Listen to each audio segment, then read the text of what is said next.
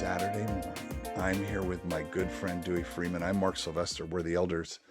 This is the Elder Council. Can you have a council of two? We do. We do. A dyad, an elder dyad. Oh, is that what? Oh, see, now your education is showing, Dr. Freeman. I'm very educated. I'm way educated, way too educated. It is. People are. I don't know when people are going to listen to this, but it is. It's the middle of the summer. I'm in Santa Barbara. You're in Colorado. You're just back from 2 weeks in Alaska, and I like the Australian term, the walk. You were out on a walkabout, and it got me thinking that I'm desperately jealous for 2 weeks away from everything, 2 weeks away from screens mostly, and not about from responsibility, but just a time to recharge. And I thought it would be great this week to talk about adventure. That's one, like a whole topic, but it's this idea of recharging, and how we, and the we in the sentence is me, don't put a priority on recharging, even though I know for a fact that there's no way I can be resilient unless I'm recharged. So I'd like to start there. Well, that makes sense. So I think you might be asking me whether I got recharged.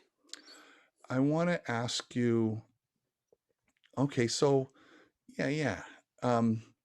Was there something, I mean, you were obviously planning going to Alaska for a long time. Was there something in it that you said, I need a break. I need to go out refuel. I need to recharge psychic engines, or whatever it might be. Sure. What was that part of it, or it was just like, dude, I want to go to Alaska? I mean, how much fun is that? Well, it's actually okay. My little brain's waking up here.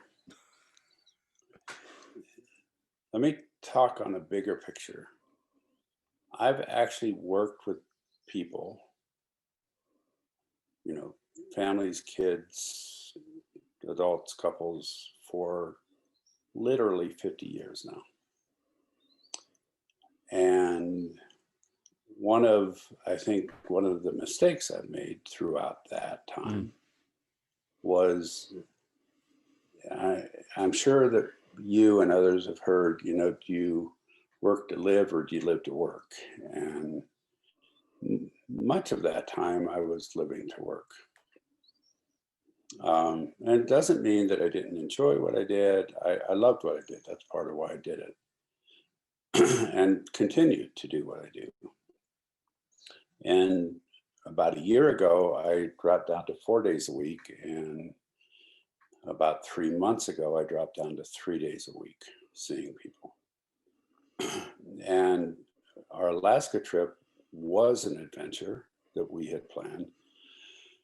And it was for me, it has turned out to be a transition point of going, of literally having time to stop and go, oh, this is a way that life could be. One of our experiences was talking to a man in Homer, Alaska, who has made his life fishing. I mean, has provided, his job was as a fisherman for the last 37 years. That's been his career. And he literally would talk about the adventures of each fishing trip. And I don't know, have you ever been to Alaska? I have not. And I'm remiss because a TEDx organizer, the X right there, Hmm. Friend of mine, she lives in Vail and in Homer, 6 months and six No months. kidding. And she runs TEDx Homer and she runs TEDx Vail. And she's a staunch environmentalist and one of the most amazing women I know.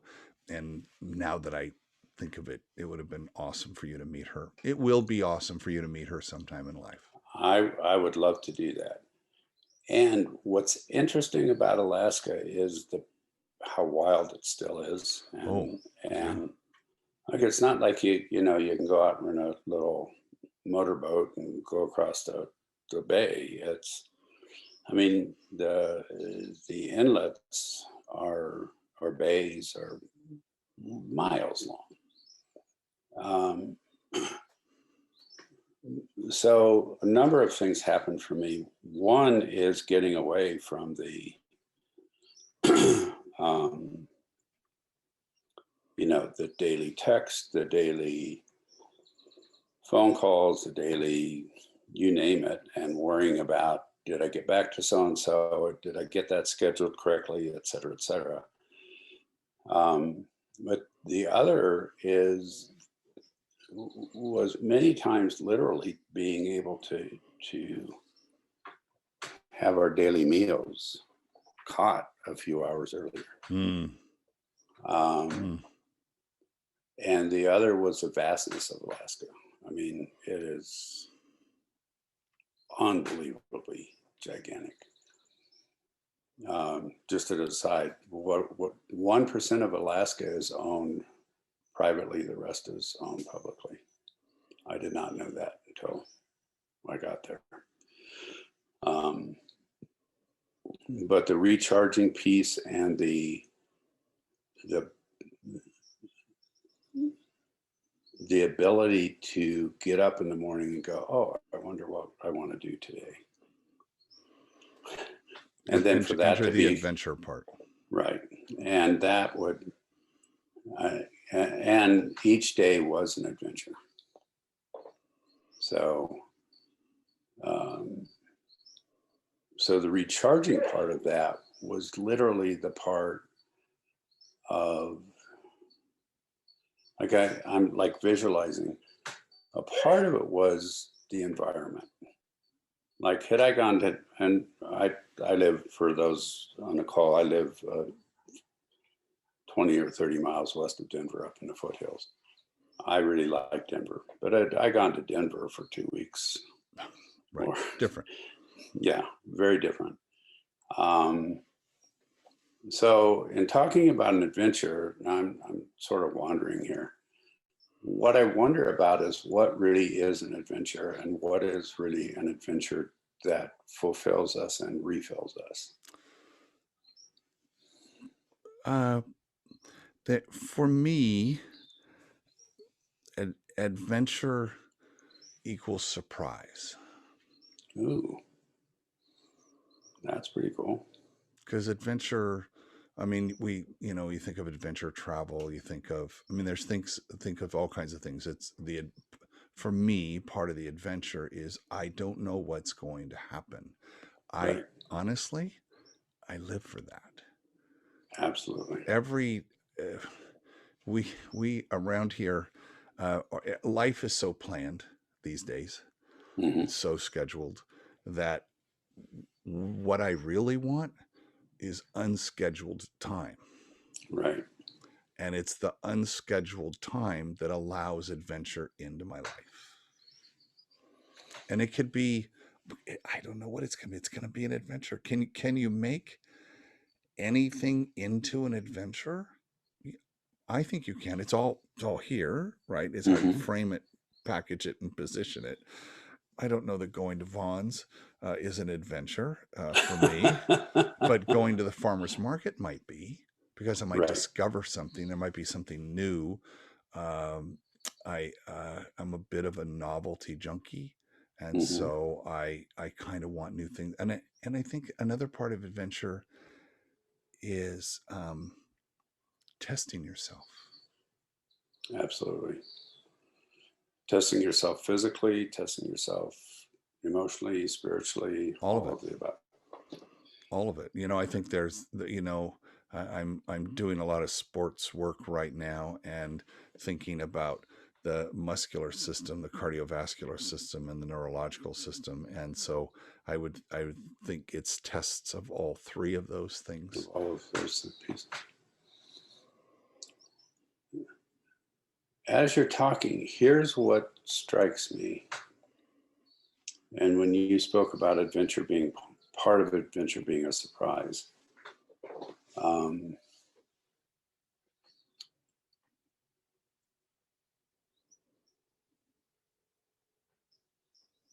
part of an adventure for me, and this is a bit oxymoronic,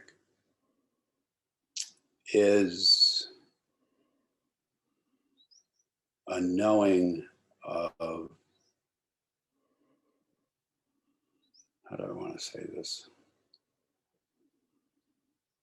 Some level of knowing that I'm going to be able to do what my adventure is. Yeah, yeah. I And know where you're at, right? Which gets back to trust, right? You find yourself in a situation where you're going to be tested, and you trust you will survive the test, but just barely, which is part of what makes it an adventure. It's like I know I can. Like a zip line is a good example. I am scared of heights. I know I'm Mhm. not going to fall. I'm strapped in, and I didn't know I was going. By the way, that was a surprise. Being absconded and taken to a zip line adventure here, um, but and it was a test. It was the test of the neurological system. Mhm. Can I overcome the fear of height, knowing full well intellectually, yet still my body's like you're like 80 feet up in the air. Right. Well, that's a part of it. Here's another part of it for me. One of the things that I believe has happened, not I believe, that I know has happened, is that we are, because of electronics, we have the ability, and sometimes we're forced to always be connected somewhere. Yeah, always on. And so part of the predictability, and again, this is oxymoronic, but the predictability of being able to be in an adventure for me is knowing that I'm not going to get pulled out of it by a text. Hmm. And Mm. or by a phone call, or by an email, or by, and even up in Alaska, what was interesting, we got way back in the backcountry, and we were at the base of Denali, and we were out in the middle of the bay, both at Homer and Seward, and with chunks of ice floating in it from glaciers, and and knowing that I could allow myself neurologically and physically and mentally to drop into that without a text going, "Can I reschedule my appointment?" Right. Or a text going, you know, "Can I schedule an appointment?" And so, what I wonder about is how many of us allow ourselves to not have adventures by having that string that goes back to home. I think we are now 25 minutes into it at the nub of what's important. Yeah. Can we disconnect so that we can reconnect? Right. There's a t-shirt. And Someone write that down and send me the t-shirt, please. yeah, it's two extra large on this end. Um, yeah, can we really?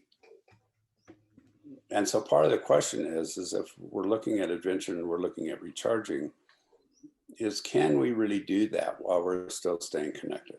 Or even if it's 20 minutes a day. Bingo, because bingo, bingo, bingo, bingo. Because if you go. can't take, for me, that conceptually, and this hasn't changed in 30 years, like to take 2 weeks, I don't even know on what universe of my life that exists.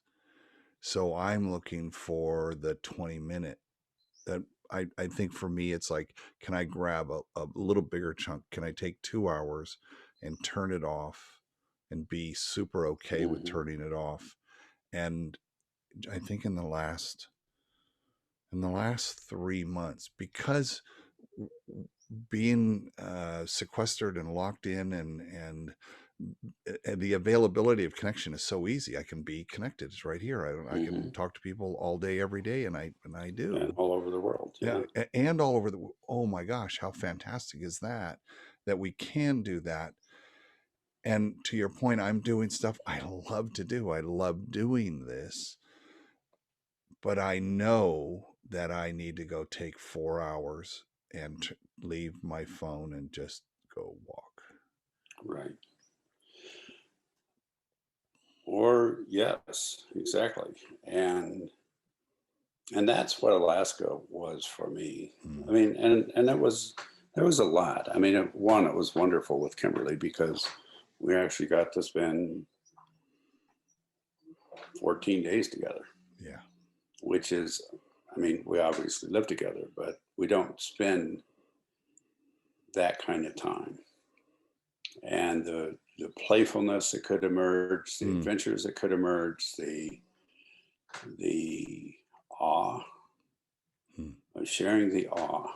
That's I hadn't actually thought of this in this way, but sharing the awe of of one place we were was a um, small little town that you go across the bay from Homer. There were 150 residents, permanent residents. The only way you could get there was either by a little airplane or by boat. And it was a little fishing village. Um, and this was so cool. I wish I had, interestingly enough, I'd left my phone where because I didn't want to get text, but it also meant that I couldn't take pictures or do a video. But these three older men, fishermen, I mean, if you could imagine in a movie, the typical fishermen with their garb and their beards and sort of their gnarly hands, and they were probably all above 60, and they were processing fish that they had come in with, and there were a minimum of 50 bald eagles. Oh, wow. Where when they would toss the fish, the guts or different parts of the fish, and a bald eagle would come in, and I mean, it was just like, oh my gosh, it was. And then right next to that was one of the most beautiful small nurseries that I've ever seen. Um, and uh, just watching that was, I mean, one, it took me back, I was going, wow, this could be 100 years ago. This could be 500 years ago. This could be, uh, but seeing that, and I mean, literally bald eagles flying within 10 feet, just like gliding over your head and then diving down. And um, it was just having that and knowing at that moment that I wasn't going to get a text from anybody, that I wasn't Mm. going to get a phone call, that I didn't have to I didn't have this electronic string connected back to Colorado. I, th- Um, I think there's something else that comes to mind is you were we've talked about this before.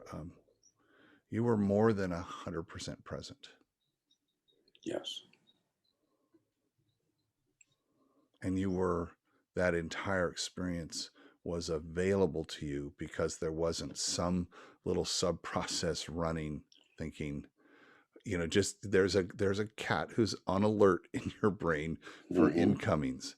And everybody, I'm thinking of the old Woody Allen movie where you could see all the guys running around in the man's Right, brain, right, right, right? right.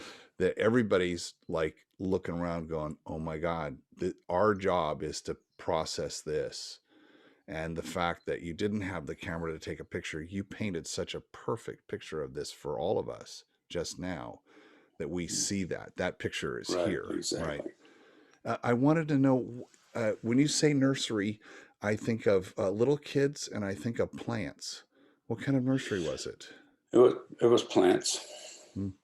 and uh, some artwork, some beautiful, beautiful metalwork um, from a craftsman or craftswoman. I'm not sure who did the metalwork.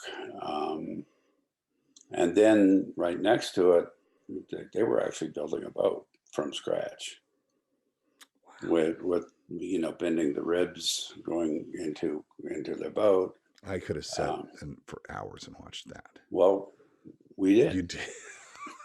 we did, Because you didn't, because that was the whole point, is like the universe has planted this in our path for us to be right. able to sit and enjoy this thing. And of course you're going to find 800 meanings for it, but at the end of the day, it's some guys bending wood to make a fishing Exactly. boat. And a 6 foot wingspan eagle gliding by. 6 foot. Oh yeah, eagles are like Wow. gigantic. Wow. Wow.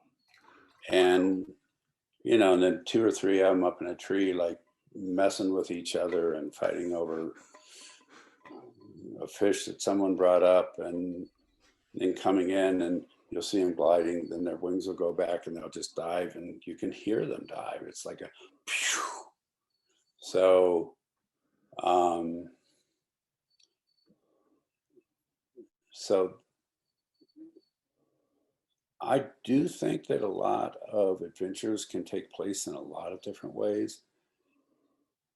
What I wonder about is particularly if we're wanting to be um, recharged, I wonder how much of those adventures really need to be nature based. Um, and that's a question. I'm not saying that that's the Yeah. only way. But what I can say is this is one of the few trips that, and I think it might be the only trip I've ever taken, that I got home and felt. Many trips I take, I go, wow, I need to come home and rest because the traveling was so exhausting or whatever. And that was not the case here. Um, I know Grandmaster says to us as we advance in belts, he talks about practicing stillness mm, and what we're the higher goal of the art is to achieve stillness. And I think it is when we are when you're aware of your stillness, you're really sitting in your power more than at any other time, because you can feel like that nuclear energy, right? mhm, mhm, You're quiet enough to hear it in yourself. right. And so whether nature gets you to that place, or sitting on the tree stump on the side of your mountain where we know you go to sit to meditate, if that's the place, or wherever that place where you can feel the stillness, I think though that there's um, that's the neurological part of it. I think the cardiovascular part of it is, and because I'm paying attention to this whole Sure, body thing sure. right now, Yeah, it is sounds, what you are describing sounds really exciting. it it it feels like there are not feels like there are biological subsystems that are running that need to take a break. They need to take a break every night, and there are systems that run while Hmm. we're sleeping. I'm fascinated with the study of sleep and listening. Not that I'm studying, listening to people who study it so I can Right, get right, right. smarter about it. And that that hero culture we have as entrepreneurs to work, work, work, work, work, work, work. is so counterproductive, yet it's so difficult to stop. I'm again me, right? Um, Hmm. and for the last 6 months, I've been focused on that stopping, like stop, Mm. get get the sleep, even though my to do list is insane. And it's all stuff I want to do, by the way. But I know I've learned now. I've finally 68 years figured out that this body needs to recharge daily, and or I'm not going to be able to do that work with the kind of mental rigor that it requires and that Right. I want to enjoy. I don't want to feel tired. I don't want to feel stressed. I'm not giving my best. So I've made it a priority. Just, hey, 9:30, I start winding down. 10, I'm asleep. 5, I'm up. Or sometimes I cheat and I'll get till 6. And it's not a cheat, but it's like, hey, No, the no, it's extra lovely. hour, is going to go against my sleep debt. What Hmm. I'm curious about is, um, it feels like there's a long term impact from, like, for you to be gone for 2 weeks, to do that, to enjoy that stillness at extended, prolonged periods of it. I think, I don't know how often we need to do that, but I think that is vital to our to living longer. And the other thing I'm paying attention to is longevity, right? So what are the Hmm. things that we need to do? And I think getting off of the grind wheel, out of the rat race, or whatever Right. metaphor you want to use, uh, can only be excellent. Yet, so here's, I'm going to finally land this question here, doctor. Yeah. Having said all of that, why is it that we resist doing that?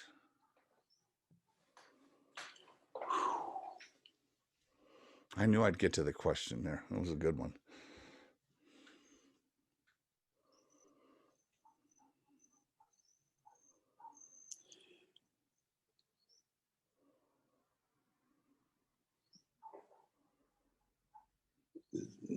There are probably a few thousand answers to that question. The, the one that comes to mind, and particularly the one that comes to mind to me for men, is that we have been indoctrinated into the processes of if we don't do something, if we're not accomplishing something, then there's something wrong with us. Hmm. That Hmm. where we become human doers instead of human beings. And the and I know that that has been a case for me. It's like, yeah, send me, send me the people who are the most who've gone through the most difficult things in their lives, and I can help them because I'm the one that can do that, and I can do that. Uh, but am I doing that because that's what really needs to be done at the time, or am I doing that because I'm supposed to spend the extra time and energy to do that, to feed my ego or to feed some message that I've gotten throughout my life? I do, and the other answer, so it's the, like, I'm okay if I do stuff and if I do it well. That's a piece I think that we get. I think the other answer is actually the trust that if I'm not doing this, if I'm not fully, if I am taking that break, then is everything going to be okay? Can I come back and still have my business? Can I come back and still have my home? You know, while I was gone, I took my horses to friends to board them. Will they be taken care of? So we're also coming back to that whole trust piece. And Every show. every show.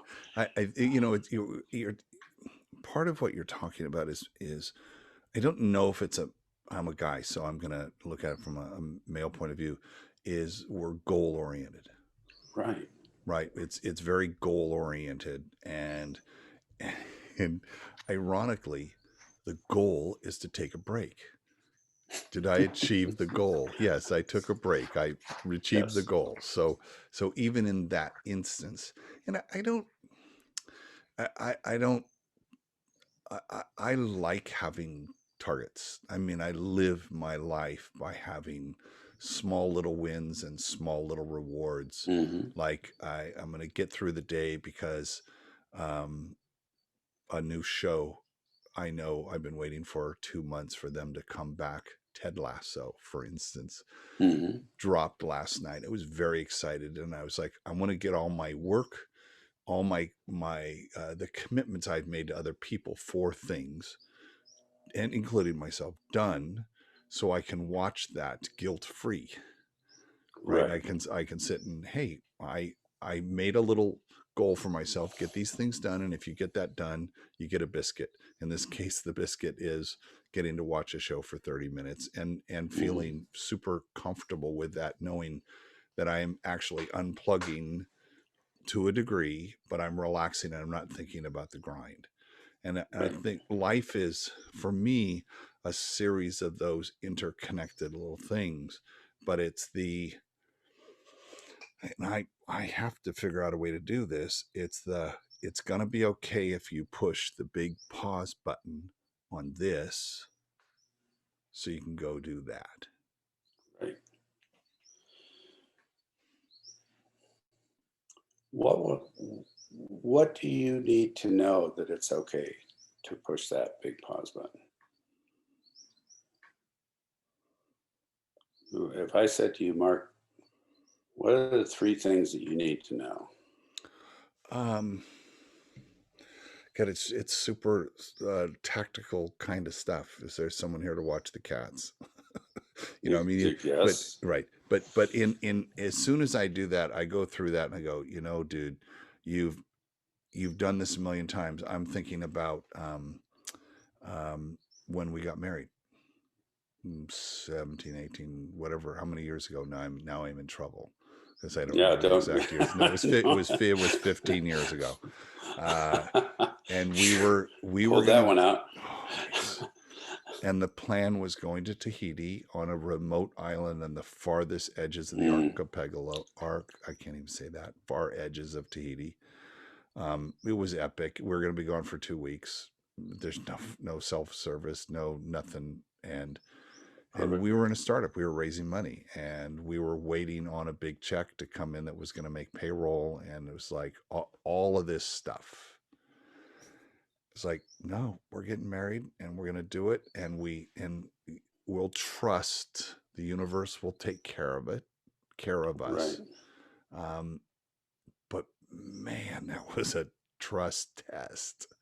And we came back, and in fact, yes, and but trust is, and a saying came back to me just as I was saying that, was, does God let the birds go hungry?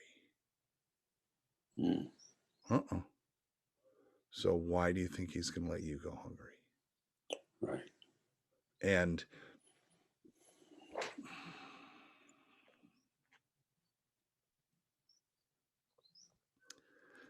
that's trust. That's trust.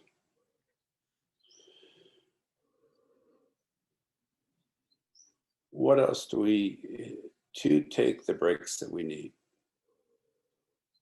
Since this is sort of the direction we're going,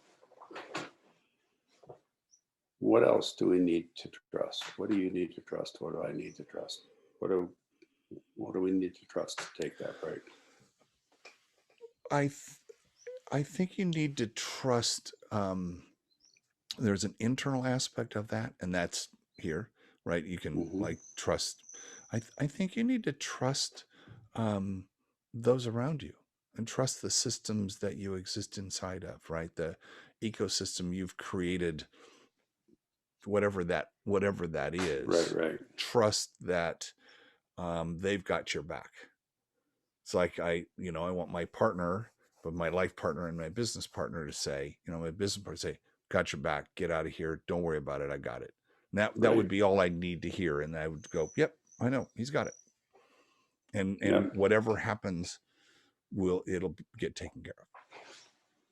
So I think that's what it is. It's it's kind of interesting just to say, can I, because we're playing, this is all happening in real time, which is why we're talking about it. Right. We're going to, our comedy troupe is going on the road. Really? Yeah, we're going to go do a show in Monterey at the end of August. And How cool is anybody in that? the nation who lives in Monterey, come see us. And we're going to take the opportunity because we're going to be close to the grandkids up in Marin to peel off a few days to go see them. And Kimberly is like, we haven't any us time in forever. So we love being in Carmel. So let's peel off a couple days for being in Carmel. But then it's like, geez, we're gone for 5 days. How are we going to manage that? Like, we're planning now to do that. And that shouldn't be hard. You just, hey, yeah, well, see, we're fine. And I just don't live that life. And I'm guessing the people who are listening probably have challenges in that as well. Yeah. Can we trust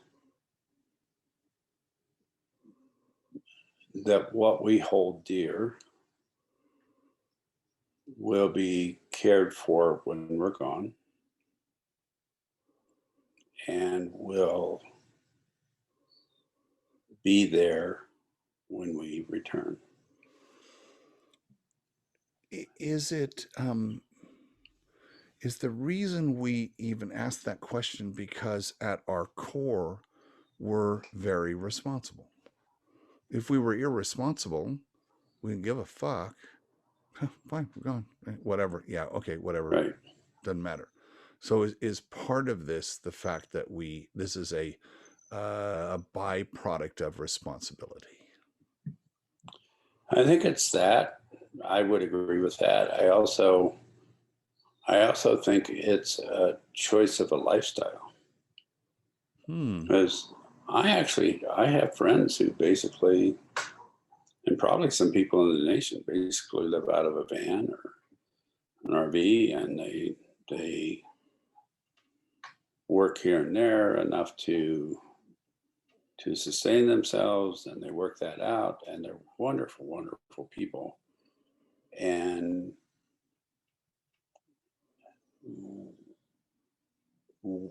on one level, when I talk to them,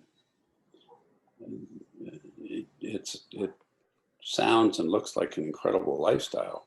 And actually, while I'm thinking about this, I would say that they're probably responsible too, because the people that I know that are doing that aren't trying to depend on someone else to fund them. They're trying to figure out how to do that themselves, or they do figure out. It's not they're just trying. And but at the same time, what comes with that is an enormous amount of stress, because it's like, yeah, I need $30 to go grocery shopping. So I do think that there's also a lifestyle choice in here. One of the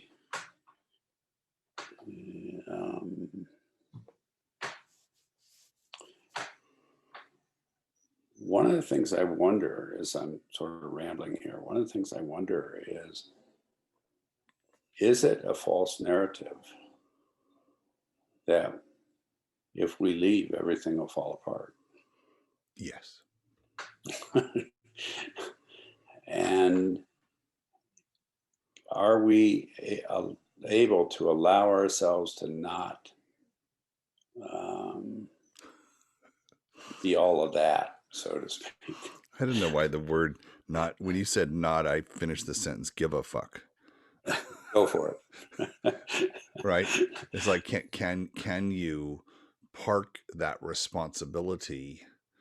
And I think maybe not. And so what happens is you make sure, I have the cat sitter and someone to water the plants and someone who's going to do this and someone who's going to check on the house. You kind of, because you're responsible, because You want to make sure all that stuff is, you can jump right in when you get back.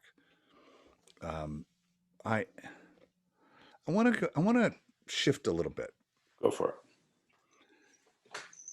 One of the things that sustains me, and I think sustains a lot of us, is the stories in our lives.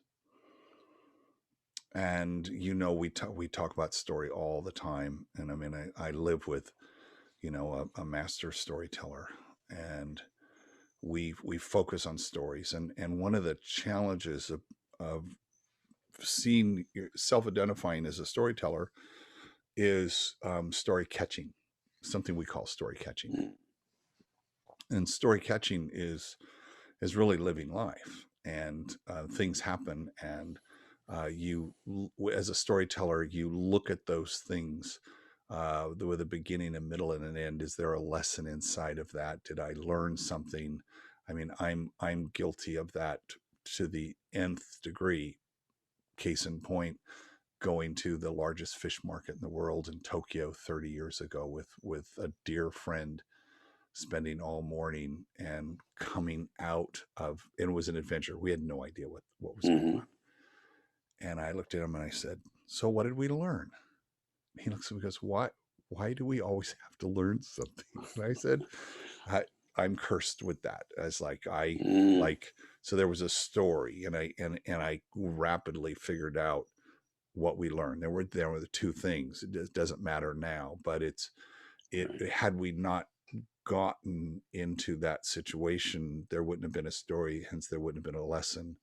And I think that being able to go to Alaska, you put yourself in the position to catch a lot of stories that you'll be able to use as the bones around which to build lessons that are going to help for the next 20 years of your life, to be able to say, let me tell you about a fishing village, let me tell you about the birds, and you'll be able to teach us something and use that story to enclose the lesson. And I think that it's been my experience, and it's our life's work, to find how do we wrap stories around ideas, because we want to influence people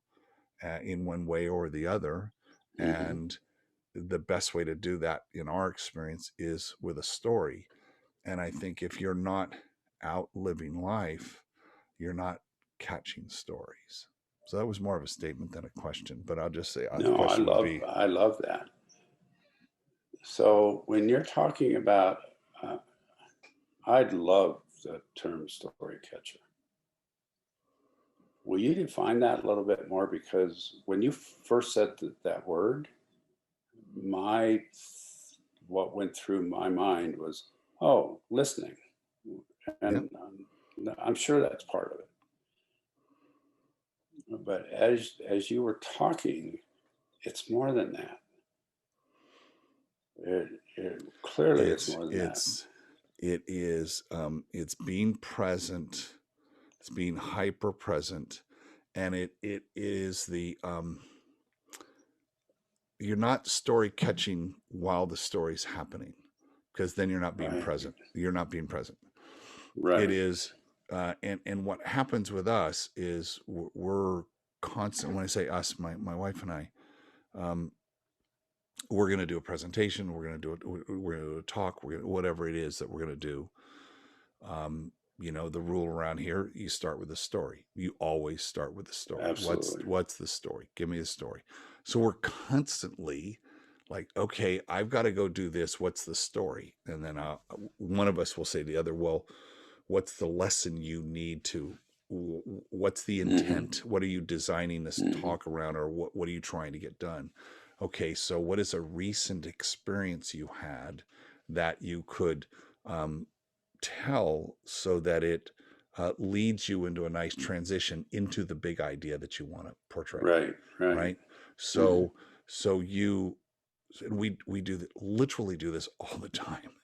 we're like, well, what happened? Can we turn that little mistaken thing that happened into a story? Could we turn an improv class into a story? Can we turn anything? And as it turns out, you can. You absolutely can, especially if there was struggle, because if there's no struggle, there's no story. So Right. some struggle in that thing, it's either an internal struggle or an external struggle. And if you're not out living life, you're not catching stories to continue to live your life.